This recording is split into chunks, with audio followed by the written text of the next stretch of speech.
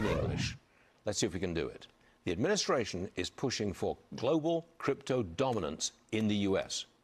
Darren Botelho is with us. He's on Capitol Hill, actually. In plain English, how are they going to do it, Darren?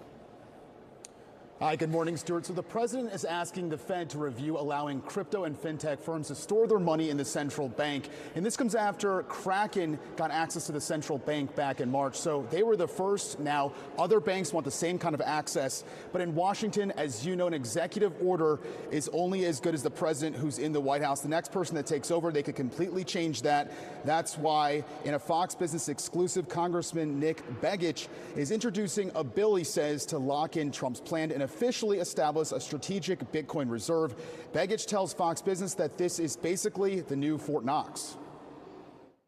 In order to maintain the sovereignty of the U.S. dollar and the strength of the U.S. dollar, you've got to have a strong reserve policy. That's why central banks around the world for so many years, thousands of years in fact, have held reserves on their balance sheet. We need to recognize that digital assets are the 21st century equivalent of those historical gold reserves.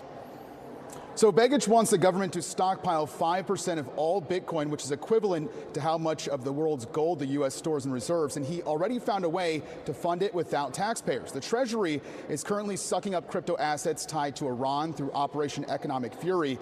Begich's plan: seize the Ayatollah's crypto and drop it straight into the U.S. balance sheet. But he warns the GOP cannot afford to drag its feet. Conservatives have a tight 6-month window to pass this bill and lock that into law, while Republicans still control both houses of Congress. So, of course, as we know, the clock is ticking with the midterms coming up in November. Stuart? Oh, yes. Never forget the midterms. They're coming close. Darren, thank you. Edward Lawrence is with us.